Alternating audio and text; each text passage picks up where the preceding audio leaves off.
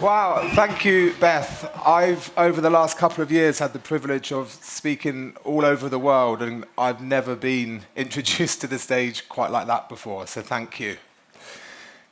There exists a stretch of road that doesn't show up on maps, old or new.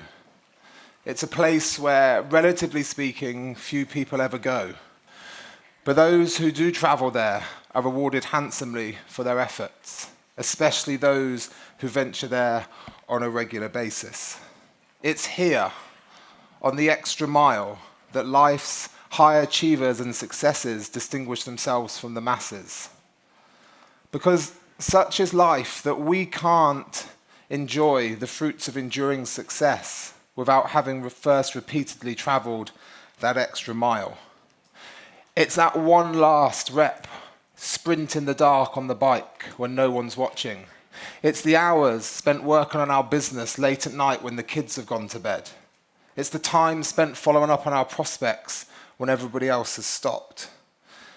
The extra mile is a place where we, each and every one of us, get the opportunity to turn good into great, to go from ordinary to extraordinary.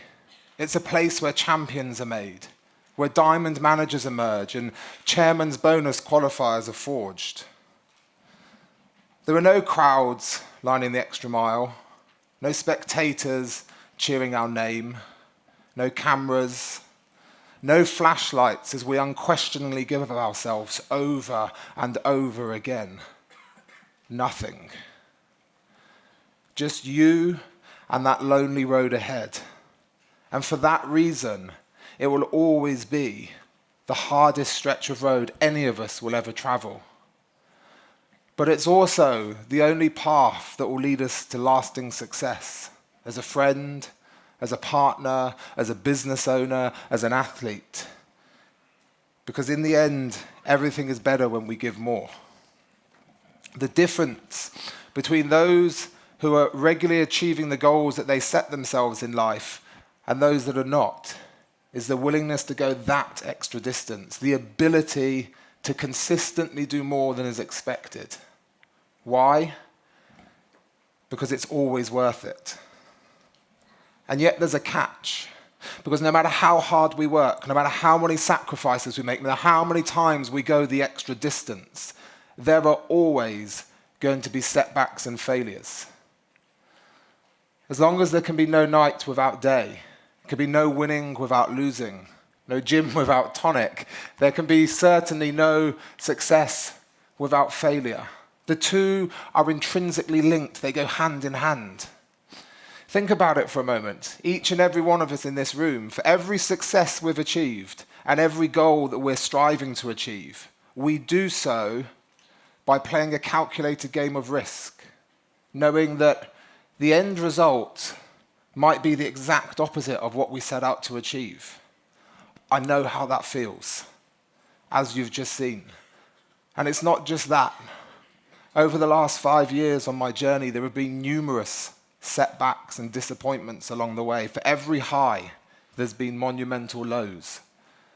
3 years of failed attempts to transform my physique that led me to being where I am today.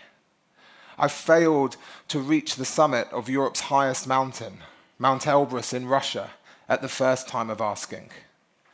And as you saw last year, I fell short of achieving one of my biggest goals of the year, a 1,000-kilometer non-stop race through the Austrian Alps. And all of this, despite consistently applying myself, always doing the right thing, making sacrifices, going the extra distance, getting up virtually every morning at 4:30 when my wife, little children, and most other sane people for that matter are fast asleep. And it still ends in defeat. So what keeps me going? What enables me to keep moving forward is the knowledge that from every experience I have and will continue to learn valuable lessons, the greatest of which come from something many of you might be able to associate to, the most painful of moments. I've learned that, as Winston Churchill said, success is not final, failure is not fatal. It's the courage to continue that counts. And in developing the courage to continue on my own journey, I've discovered something of far greater importance, of a deeper meaning than simply achieving my goals. And that's the ability to find happiness in the journey itself. Society teaches us that if we work hard, we'll become successful. And when we're successful, we'll be happy. If I can just get that job, a pay rise, promotion, a bigger car, a better house, a new TV, a new watch, fancier shoes, a different handbag. We're led to believe that if by magic, once we've obtained that possession, that achievement, that somehow happiness will follow. But what happens when we fail? And there will be failures along the way. That's not me being negative, but realistic and honest and managing expectations. What happens then? Are we doomed to a life littered with periods of unhappiness? Happiness itself is an interesting concept and something that's been studied and pondered for hundreds of years now. And if we go back to ancient Greece in the time of Aristotle, he had a word, eudaimonia, which is more often than not mistranslated to mean happiness.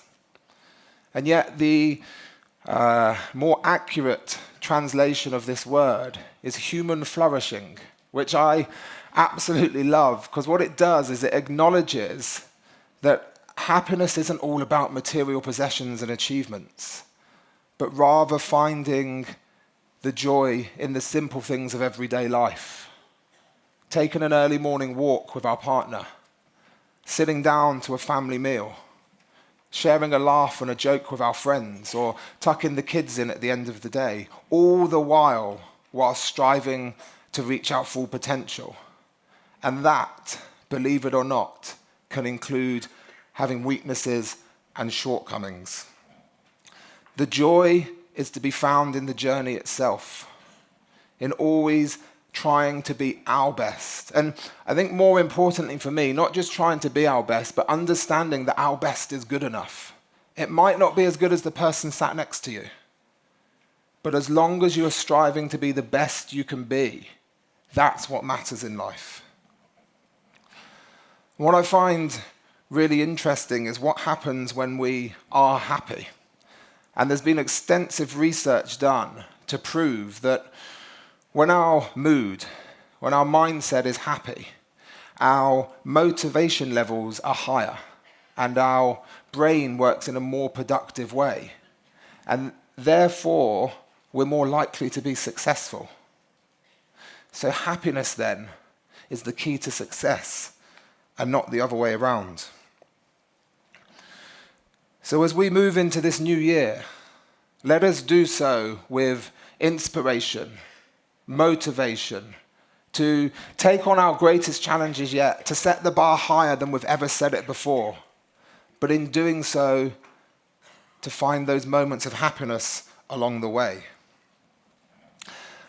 Let go of the fear of failing. It doesn't serve us. We all need to stop relying on success for happiness. Because if we do that, we will all fail, as sure as night follows day. But understand, and for me this is one of the real keys, that when we do fail, we will rise once more, stronger, wiser, and one step closer to our goals. After all, he who is not courageous enough to take risks will accomplish nothing in life. One of the main reasons we fear failing is because, and correct me if I'm wrong, we fear what other people will think of us. We're more concerned with our own self-image, our own ego, than we are with our own happiness. We've come to believe, wrongly in my opinion, that we think failing is a direct reflection of who we actually are, rather than an opportunity to learn. And so what we do is we don't try in the first place. And that, I have discovered, is the greatest failure of all. Because life, as Roosevelt said, is for living. It's not a spectator sport to be enjoyed from the sidelines. It's to be taken head on with all its richness.